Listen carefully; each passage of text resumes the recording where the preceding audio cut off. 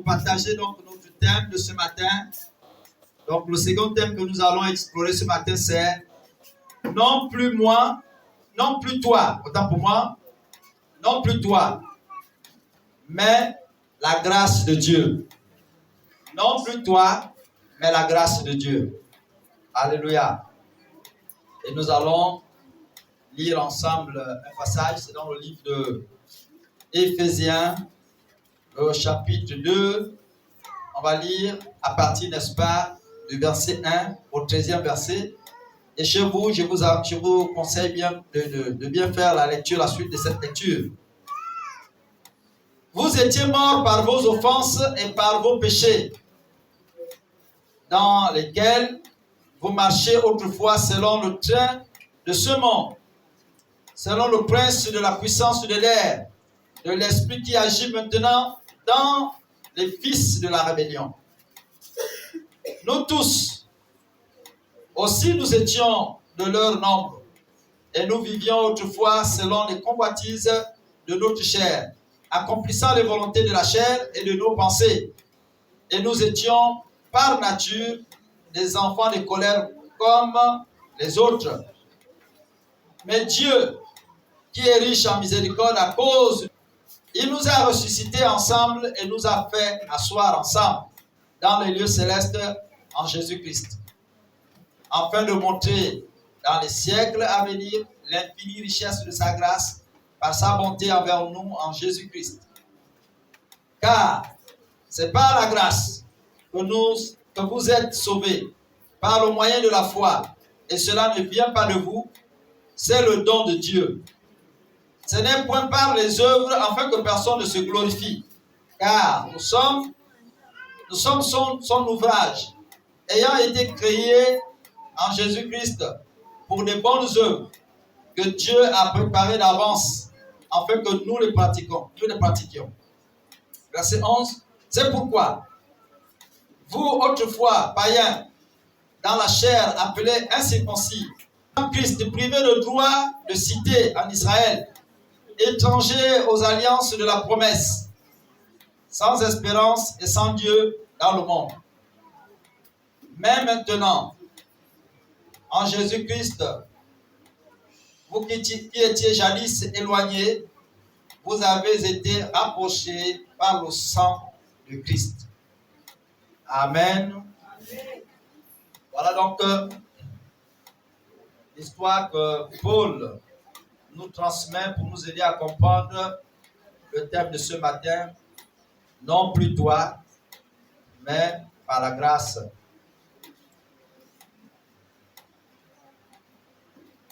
Pour des raisons que j'ignore tellement, j'ai cherché à connaître les motifs. Je veux faire l'observation ou le constat que les fidèles aiment se fabriquer le Saint-Esprit. C'est la grippe. Les fidèles donc aiment se fabriquer le Saint-Esprit, à tel point que nous pouvons observer aujourd'hui des gens qui aiment des lieux de culte où on les entoure, n'est-ce pas, avec les poudres, où on les entoure avec des bougies, où on peut, n'est-ce pas, les amener à boire de l'eau. Quelqu'un a cité tout à l'heure le nom de un d'entre eux. Et après le temps de prédication, parfois à la télévision, à la radio, j'écoute certains, prenez votre verre d'eau, fermez-le bien, remplissez, et puis buvez, mettez le sel, mettez l'huile, mettez ceci.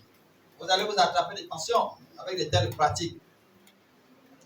Et donc, certains, encore j'observe, ils aiment des milieux ecclésiastiques, ou les lieux de culte où, n'est-ce pas, on les impose une couleur vestimentaire.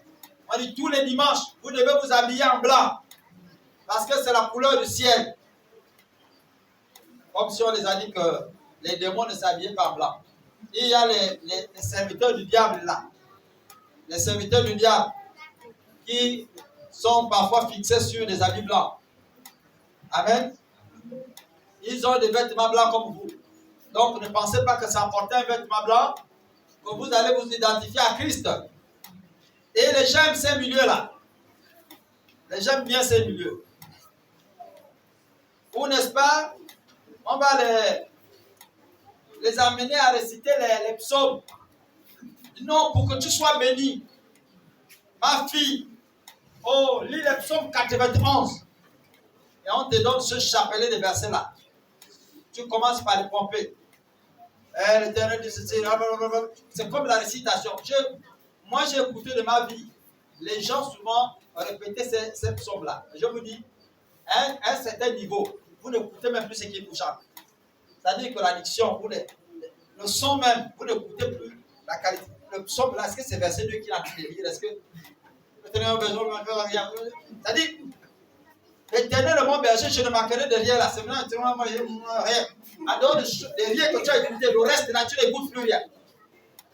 Et vous avez beaucoup d'églises qui pratiquent qui font ce type de pratique-là. Et les fidèles aiment bien ces endroits. Parce qu'on vous impose un rituel. Parce qu'on vous demande de faire telle ou telle autre chose. Parce qu'on vous a demandé d'ajouter une virgule dans ce qui a été fait. Les fidèles aiment bien ça. Alléluia. Si on demandait aux gens ici de venir tous les 4 heures, venir prier pour recevoir leur bénédiction. Parce que c'est là que Jésus a prié. C'est-à-dire, on peut trouver une parade biblique pour justifier que c'est à cet endroit-là et à ces heures-là que Jésus a prié avant d'aller sur la croix. Et donc, c'est à ce moment-là, à ces heures-là, qu'il avait déposé la bénédiction sur la terre. Donc, chacun doit venir prendre sa bénédiction à 4 heures. L'église, là, sera pleine. Chacun va amener son mari. Mon mari, s'il te plaît. Alors, on va chercher la bénédiction. C'est le moment d'aller ramasser. Les gens aiment bien ce type d'église.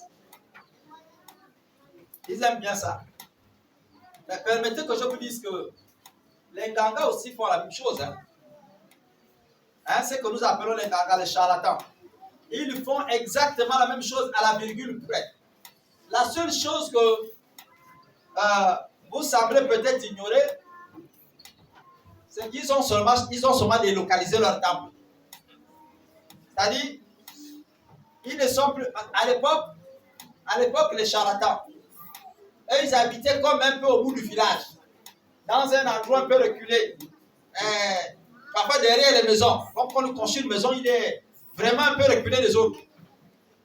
C'est là-bas qu'on allait les consulter. Quand quelqu'un a un problème, il part là-bas. Mais à l'heure actuelle, ils se sont modernisés.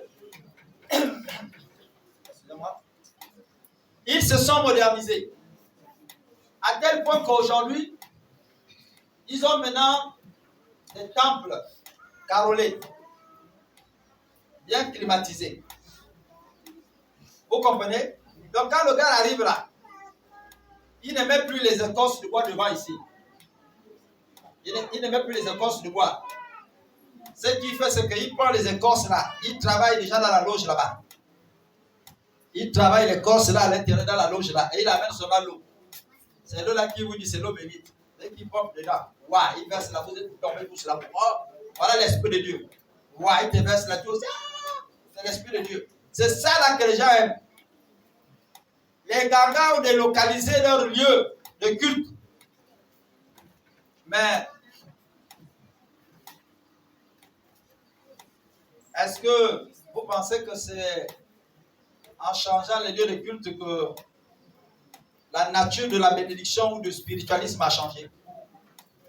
Si c'est le diable qui le gérait hier, c'est le même qui continue à le gérer aujourd'hui. Alléluia. Donc, dans le monde, ils ont seulement traversé certaines étapes. Et les gens aiment bien ces choses-là. Pourquoi? En faisant des observations, j'ai commencé à regarder, j'ai fait certaines analyses personnelles. Quand je regarde une ville comme Paris, et vous prenez une ville comme Libreville, si on fait l'analyse en termes de quelle est la ville que nous voulons habiter à l'intérieur, ce qui est sûr, c'est que nous tous là, disons non, mais Paris, vraiment Paris, c'est, je vais vivre à Paris. Alléluia. Beaucoup d'entre nous là souhaiteraient vivre à Paris. Quand bien même le nombre de dangers, des risques sont plus énormes à Paris qu'à Libreville.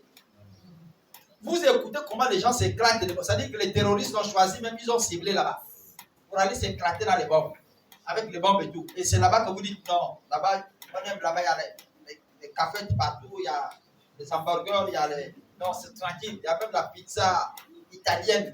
On aime bien les repas italiens. C'est là-bas que les gens souhaiteraient vivre. Cependant, à Libreville, vous avez plus de sécurité. Et même en termes de pollution, votre ville est moins polluée que cette fameuse ville de Paris. Si vous comptez le nombre de voitures qui circulent dans Paris, c'est-à-dire l'échappement, les résidus de gasoil que ça rejette dans l'atmosphère, combien de fois les gens aspirent ces produits chimiques-là? C'est une ville qui rend plus facilement malade que Libreville. Mais les gens vont préférer Paris. Alléluia. Et quand on regarde, les gens vont préférer Paris parce qu'on voit plus les œuvres, donc les ouvrages. On voit des gratte-ciel, des très belles maisons. On voit la tour Eiffel. Ça, là, il n'y a pas à Libreville. Là-bas, il n'y a que la statuette de Papa Omar. Il n'y a que la statuette de l'Éternel. Donc, il n'y a pas la tour Eiffel. On ne voit pas ça. Et les gens sont attirés par ce qui est de l'ouvrage. C'est pourquoi la Bible déclare que l'homme est attiré par ce qui frappe l'œil, mais moi, l'Éternel, je suis attiré, n'est-ce pas, par ce qui frappe le cœur. Ce qu'il y a dans le cœur de l'homme. C'est ça là qui attire le plus Dieu. Mais l'homme, lui, regarde à ce qui le frappe. Et vous pouvez observer qu'aujourd'hui, même l'Église, nos temples sont devenus de plus en plus modernes. S'il y a des édifices où l'on construit aujourd'hui de manière à ce que ça soit marquant, frappant, ce sont les églises. Nous-mêmes, d'ailleurs, nous rêvons de construire l'un des plus beaux temples de France-Ville. Ce n'est pas ça. Alléluia.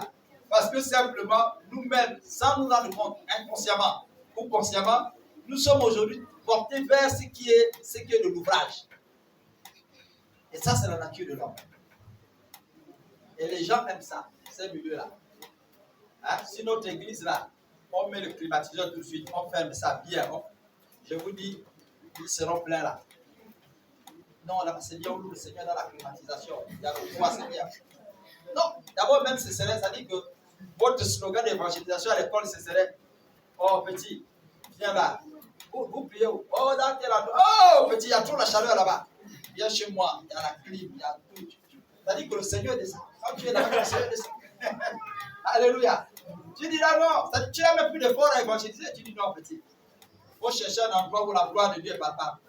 Viens voir toi-même, la gloire de Dieu est là. Non, tu n'as plus d'effort à produire. Et les gens aiment ça. Parce que ils pensent, n'est-ce pas, qu'on peut se fabriquer une image du Saint-Esprit. Ils pensent qu'on peut obtenir des choses, n'est-ce pas, par nous-mêmes. Et ils se taillent donc des images. Ils se taillent des images dans leur esprit.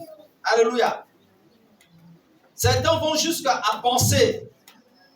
Ils vont jusqu'à penser ou à croire que le Saint-Esprit s'obtient ou se conserve en faisant telle ou telle autre chose. C'est-à-dire, on les a fait croire dans l'esprit qu'en venant tous les matins avec une enveloppe de 10 000 et que tu laisses dans la corbeille, Dieu, le Saint-Esprit, va descendre à partir du 3e mois dans ta vie ou à partir du 4e mois dans ta vie. C'est absolument faux. Alléluia. On les a fait croire que c'est absolument, en prenant l'eau, après avoir prié là, dans le verre, que tu bois, que le Saint-Esprit va descendre. C'est absolument faux.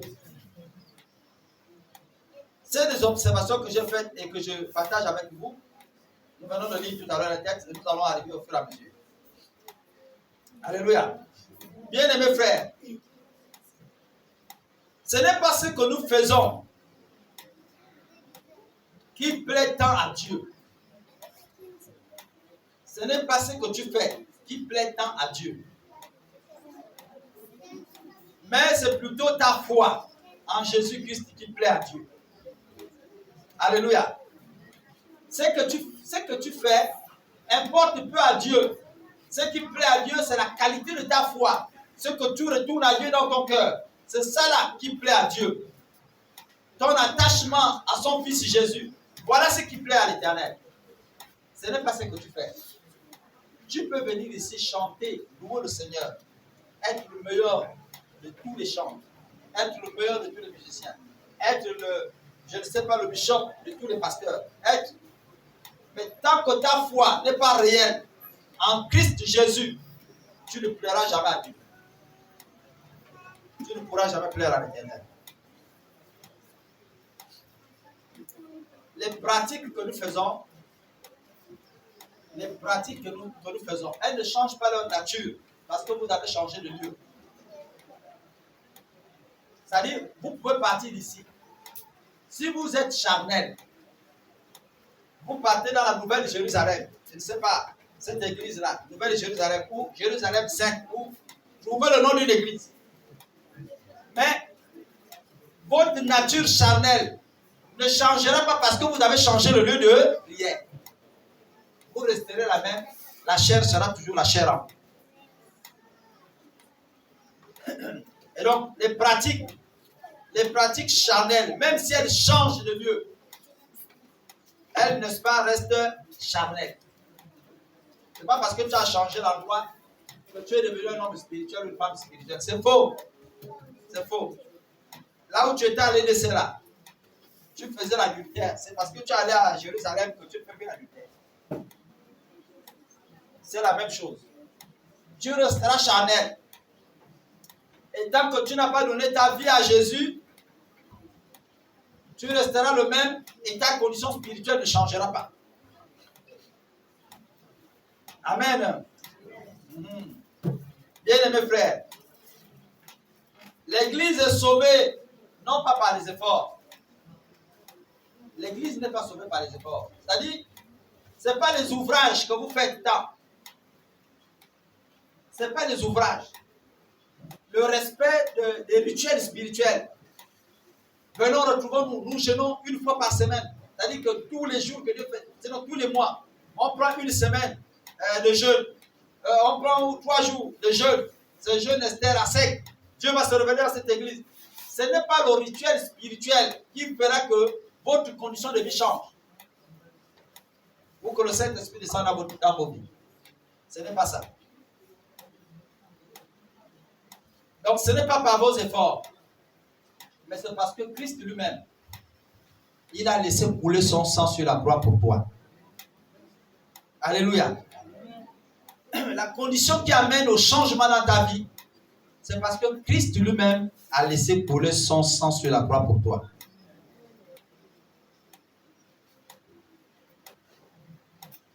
Arrêtez donc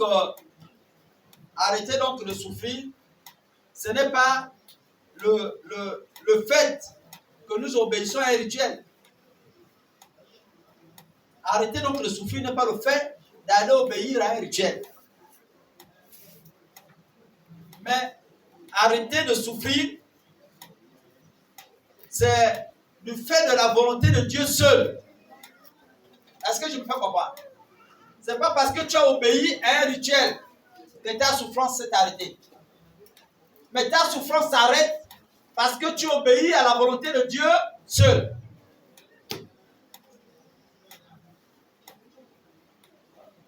Vous aimez bien? Nous allons essayer de comprendre ça. Zengue est là, n'est-ce pas? Moi, je présume que je suis un terroriste. Bonjour, monsieur. Oh, mais ne bougez pas. Monsieur, vous bougez, je tire. Est-ce que vous comprenez? Mon fusil est bien chargé. Ma gâchette est prête à dégainer. J'ai dit, monsieur, vous bougez, je tire. Avancez. Avancez, monsieur. Avancez. Mettez-vous à genoux, je tire. Mettez-vous à genoux, je tire, monsieur.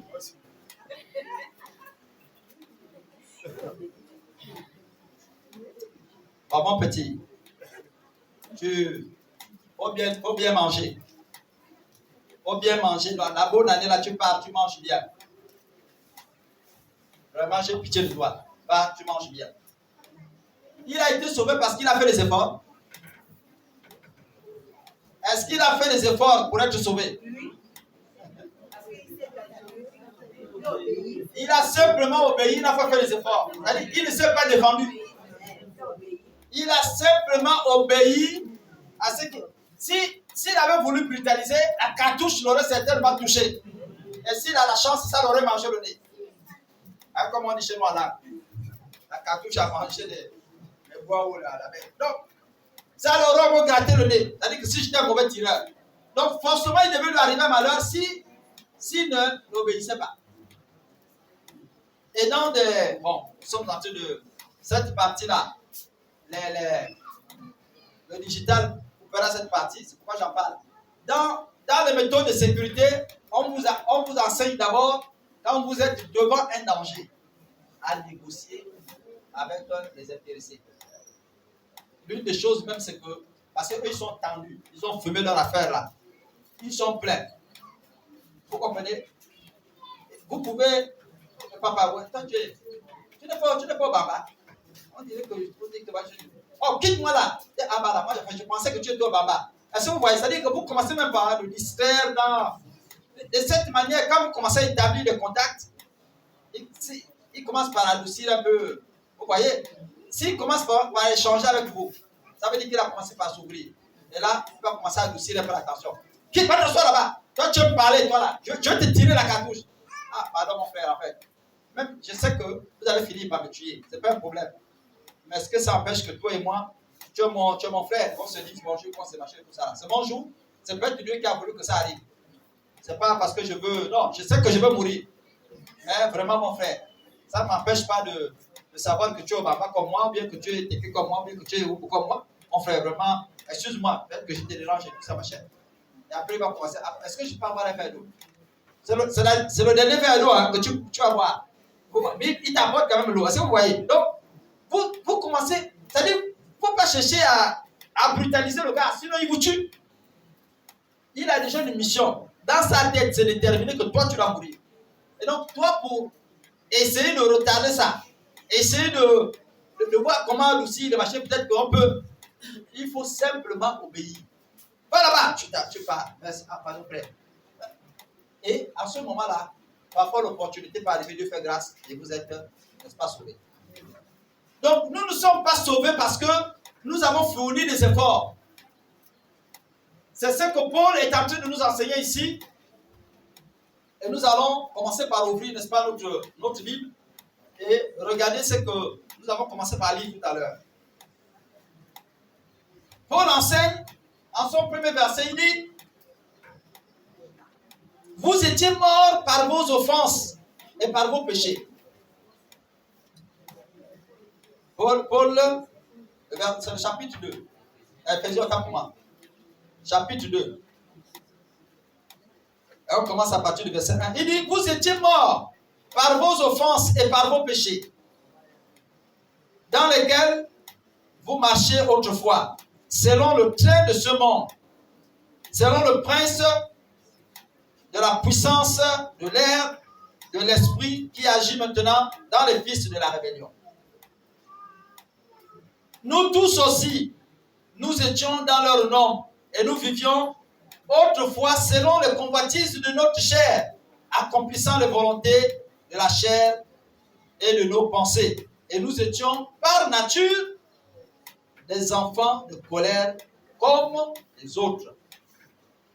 Alléluia. Et quand nous étions dans le monde, on obéissait à un prince. Et c'est ce prince-là, n'est-ce pas, qui agit aujourd'hui. Celui qui agissait en nous hier. C'est le même qui agit aujourd'hui, ne soyez pas surpris. Qui agit aujourd'hui, c'est ce que Paul dit. Dans les fils de la rébellion, comme vous voyez là. Quand vous voyez les gens faire le contraire de choses naturelles, la nature devient contre nature chez eux. Quand vous voyez les gens faire ça, ils sont orientés, ils sont guidés par, n'est-ce pas, l'esprit de la rébellion. Et c'est lui qui les entraîne dans cette rébellion-là. Il dit, nous aussi on était comme ça hier. c'est ce que nous étions hier. Donc, Paul fait ici un diagnostic à deux volets. Ce que nous étions hier, ce que nous fournissons hier comme effort, où on pensait que, en fait, nos propres efforts sont la conséquence de nos résultats. C'est-à-dire que c'est par nos propres efforts que nous recevons le Saint-Esprit. Non. Paul dit, nous aussi on pensait comme ça hier, comme eux. Et on a fait beaucoup de choses comme eux. On est allé chez les gangas. On avait fait comment vous appelez, les scarifications au corps. Nous avons fait toutes sortes de choses mauvaises comme ces gens-là. Aujourd'hui, si vous voyez, ils mangent même la chair humaine. C'est parce que le prince de la rébellion est en eux. Ils continuent à agir en eux et ils fournissent donc, n'est-ce pas, ils produisent les résultats de ce que ce type-là leur demande de faire.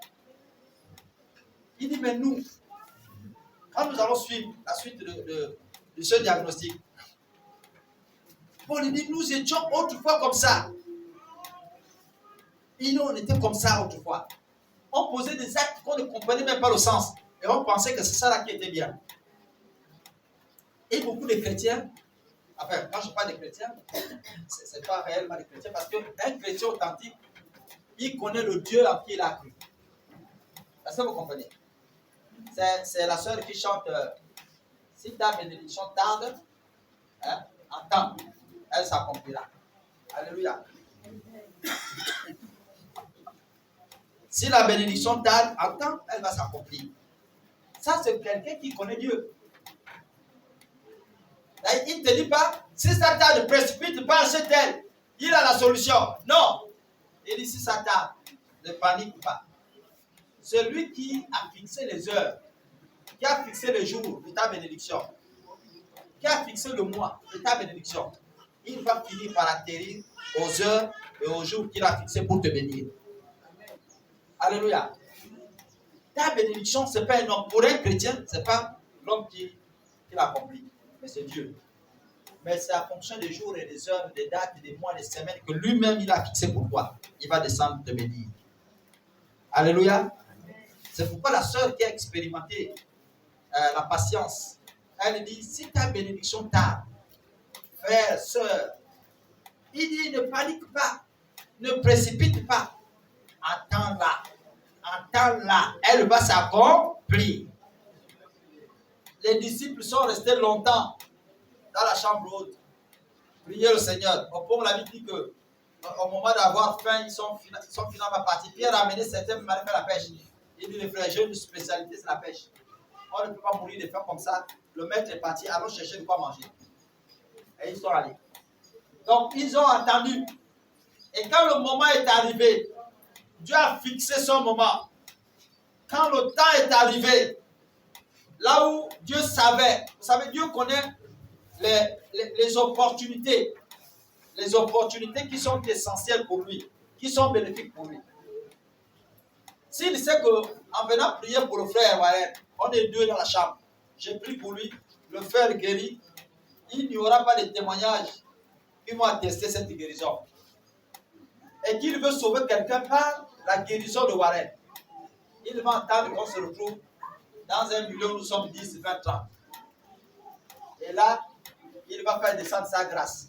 Il va dire, prie pour Warren. À ce moment-là, quand tu pries, Dieu fait intervenir instantanément sa guérison et Warren est guéri. Dès qu'il va commencer à crier, Alléluia, gloire à Dieu, je suis guéri. L'infirmité vient de disparaître. Les 5 ou les 10 qui sont là, dans les 5 les 10, là, il y a 4 ou bien 9 qui vont se convertir. Est-ce que vous comprenez? Donc, c'est pourquoi Dieu fixe les temps et les heures qui nous sont favorables. Et il entend le moment propice pour faire descendre le Saint-Esprit. Dès que le Saint-Esprit arrive, la Bible dit que c'est la période où tout le monde venait à Jérusalem. Les gens venaient faire leurs achats là. Ceux qui venaient prier. C'est-à-dire toutes les nations étaient presque réunies là à ce moment-là. Et c'est là que tout le monde entend Dieu leur parler dans leur langue maternelle. Les Baoumou qui étaient là en ce temps-là, ils commencent par écouter. Et ils sont là tous surpris. Le vieux papa Baoumou. Mais comment, moi, you? Attends, le petit là, c'est. En tout cas, où ça, c'est un malien. Comment il parle dans l'autre langue? Moi, lui, donc les gens commencent par être surpris. Les Tékés comprennent. Les Tékés commencent par comprendre le Poulou. Les miens ne comprennent le Bakani. Ça devient une confusion totale. Mais qu'est-ce qui se passe? Le gars là, je le connais. Depuis qu'il a grandi, il n'a jamais parlé le Bakani. Comment je le comprends le Bakani? Ça a rendu les gens fous. Au point où la Bible dit que ce jour-là, plus de 3000 personnes se sont converties. Mais Jésus pouvait le faire avant. Pourquoi il n'a pas envoyé le Saint-Esprit avant? Pourquoi a-t-il entendu que toutes les nations convergent d'abord à Jérusalem à ce moment-là? Dieu connaît le temps, les opportunités qu'il a réservées pour toi. Alléluia. Ce n'est pas parce que tu fais les efforts que le Saint-Esprit va descendre. Ce n'est pas parce que tu fais les efforts. Et Paul dit ici, on était comme ça, on faisait les efforts autrefois. Nous aussi on raisonnait comme ça, comme ces hommes-là. On s'est efforcé, on a voulu voir Dieu intervenir par nos propres efforts, mais on n'a rien vu. Et ensuite, il va donc poursuivre son diagnostic à partir du verset 4. Quelqu'un nous le dit? 4 à 6.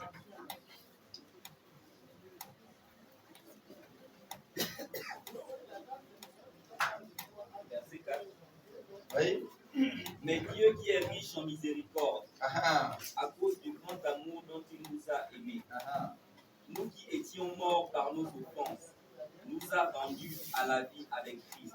C'est par grâce que vous êtes sauvés. Il nous a ressuscités ensemble et nous a fait asseoir ensemble dans les lieux célestes en Jésus-Christ. Amen. Amen. Alléluia. Paul donc repose son deuxième diagnostic sur un principe.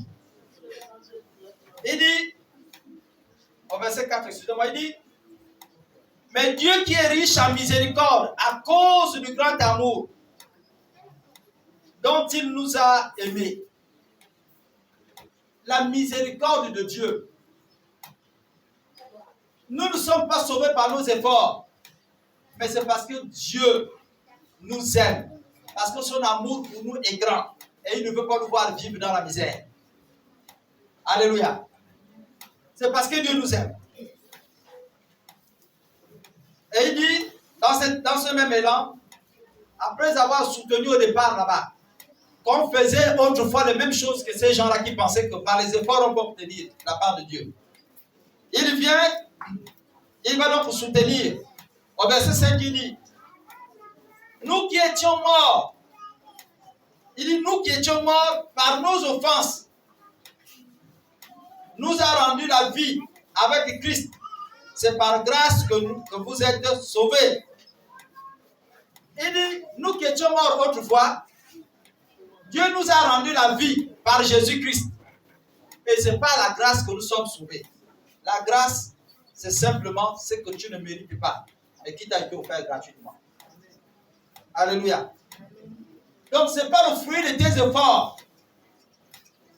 Vous savez que quand il arrive un moment, les meilleurs succès dans la vie, je vais vous dire, même dans vos mariages, vos projets de mariage ou dans vos foyers, quand vous avez essayé de parler, tu parles à papa, il ne comprend pas. Tu parles à maman, elle ne comprend pas. Tu parles, tête dure. Tu parles, je ne sais pas, la peau dure.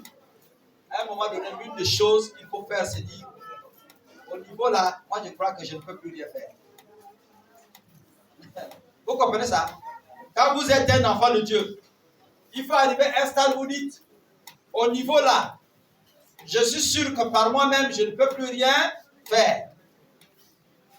J'en suis totalement incapable aujourd'hui. Je ne peux plus m'en sortir. Seigneur, il n'y a que toi. Là, Seigneur, si tu n'interviens pas pour faire comprendre mon mari là, pour faire comprendre ma femme là, Seigneur, j'en suis capable de par moi-même. À un moment donné, il vous faut arriver à ce niveau de raisonnement spirituel. Or, ce qui se passe, c'est que, généralement, quand vous vous rendez compte que le mari s'endurcit, vous augmentez le ton. Tu parles, il augmente. Tu parles, il augmente. Ce que tu le reproches là, il est conscient que c'est ça. Il te dit même, ah ma femme, en fait, vraiment pardonne-moi, mais je t'aime. Mais le matin, tu te rends compte qu'il fait 2 fois plus que ce que tu l'as reproché hier. Et il en fait encore, tu le reproches, il te augmente même encore. Après, il te dit, et puis quoi, fais ce que tu as à faire, comment le cas. Si tu es fatigué, tu parles. Ça veut dire quoi? Tu es la seule femme ici. Tu ne vois pas les petites qui traînent là. Il cherche à t'arracher le corps pour que ça tombe, tu fais crise cardiaque ou crise mort, je sais plus tout. Ah, c'est même plus crise cardiaque, crise mort. Donc, vous avez des situations comme ça que vous traversez. Où par vos propres efforts, vous avez lutté. Et puis vous vous rendez compte que vous n'arrivez pas à atteindre les objectifs. À un moment, asseyez-vous et dites-vous, Seigneur, je ne peux plus. Là. Ce qui m'arrive là, ça me dépasse, Seigneur. Interviens s'il te plaît. Fais quelque chose dans ma vie. Par moi-même, là, je ne peux plus rien faire. Et vous allez voir que quand Dieu va commencer par prendre les choses à main, les choses vont s'organiser. Alléluia. Parce que cette façon de faire sous-entend que vous laissez à Dieu le contrôle de la situation. Et quand Dieu lui-même prend les choses à main, il va organiser les choses. Votre mari là, qui est-il pour résister à Dieu? Si le pharaon a fléchi devant le Seigneur, il a reconnu que le Dieu de Moïse est puissant. Il est plus grand que tous les dieux. Vous pensez que c'est votre petit mari là où, même s'il est là de franc-maçonnerie, le rose, c'est les petits dieux là qu'il a acheté les pays là, qui sont capables d'influencer Dieu. Dieu sait là où ça le fait le plus mal. Il peut le frapper là où ça le fait le plus mal. Et il va arrêter. On a fait une délivrance, pas seulement une seule, mais plusieurs, avec le missionnaire ici. Et c'est là que j'ai appris ça par lui. On priait pour la personne possédée. On prie, on fait ci, rien. On fait ça, rien. On chasse. Le feu, il se brûle là, il est là. Et puis, c'est devenu comme une danse. Pendant près de 2 heures, le gars il nous embrouille là. Et après, quand le missionnaire a pris la parole pour lui dire, je brûle les voitures que tu as pu avoir au travers de la vie de cet homme. Je brûle les maisons. Ah, on a commencé à brûler. Je sors de brûler par ma maison, de brûler par ma voiture. Et le missionnaire ajoute même, non, la toute dernière voiture que tu viens d'acheter là, je la brûle dans le nom de Jésus. Non, pas ma voiture. Oh. Mais eux, ils se torturent là, c'est pour acheter les grosses voitures là. Quand vous le voyez là, c'est juste parce qu'il veut qu'on le voie dans la grosse voiture. Il ne voit absolument rien. On dort, tabac. Mais il est toujours, il veut qu'on le voie dans la grosse voiture. Derrière, quand ces choses-là n'existent pas, ils ne sont plus rien du tout. Et quand le missionnaire a commencé par prier, dans le sens de brûler les biens qu'il avait acquis, en utilisant l'intelligence de cet enfant, parce qu'il était question d'un jeune homme à qui il utilisait l'intelligence. Et quand on a commencé par brûler ces biens-là, il est sorti sans plus trop d'effort. Donc, on ne s'attaquait même plus à lui. On s'attaquait maintenant aux biens. Les immeubles que tu as à Libreville, partout dans le Gabon, dans le monde, au nom de Jésus, ces immeubles-là prennent feu maintenant. Au nom puissant de Jésus, la spiritualité est réelle. Vous comprenez? Vous blaguez avec Jésus là. La spiritualité est vraie, c'est réel. Ce que vous voyez là, ce n'est pas des films qu'on... Non, ce sont des réalités. Le diable utilise certains d'entre nous des intelligences. Lui-même, il n'est pas intelligent. Les jeunes gens que vous écoutez, il est tombé à l'école, il prend ton intelligence. Vous avez certains professeurs qui sont directement connectés à certains grands maîtres. Donc, il vient là devant vous, en classe, dès qu'il se met en face de vous comme ça là. Le grand maître là travaille. Il y a un pont, celui qui est le pont. Alors, vous avez déjà vu l'électricité là, les hautes tensions. Il y a des petits câbles en bas qui font des petits cercles comme ça là. Ce sont des ponts. C'est-à-dire que ça prend le courant du côté gauche là, ça transmet ça du côté droit. Et sur le plan spirituel, les choses se passent exactement comme ça. Tu as un maître. Et quand tu veux rentrer dans ta classe, utiliser ta classe, tu deviens le pont. Donc tu peux arriver, tu es là, tu fixes la classe, tu es là. Et puis lui, paf, il intervient, il travaille dans la classe. Il commence par utiliser les enfants tombent n'importe quoi. Donc il utilise, lui, là-bas, au travail, là-bas, il n'a aucune notion. Le gars allé là-bas, on l'a mis mention dans réussir. C'est un bêta, depuis l'école primaire.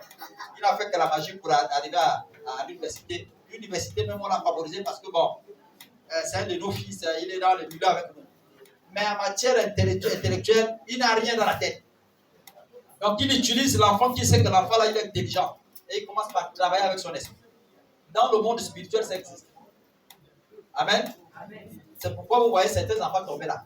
Si c'est un seul enfant qui tombe, il n'y a pas de problème. On dit que c'est un seul cas isolé, peut-être que l'enfant a mal, il n'a pas mangé hier, avec la galère de nos familles là, peut-être que l'enfant n'a pas mangé depuis hier et tout. Il a eu un vertige, il est tombé, donne-lui un peu le morceau de sucre ou quelque chose comme ça là. Mais quand ça devient 5, 6, 7, 10 dans une classe, vous-même vous voyez pas que c'est suspect. Hein? Il faut commencer par regarder le professeur à lui-même. Moi, les miens, c'est un secret. Quand je me lève avec eux le matin, certains matins, je prends l'onction d'huile au nom de Jésus. Celui qui te touche, croise le Seigneur. Vos pointes les vôtres ne touchent plus vos vies. Alléluia. Dieu vous a donné le pouvoir de marcher sur ces gens-là. Il faut poindre les autres. C'est-à-dire que quand le prof là arrive, il fait des incantations, il croise Jésus. Et il tout au fuite général. Ou lui-même il tombe, bam, au sol. Moi j'avais mon petit frère qui est chanteur, hein, Rodrigue.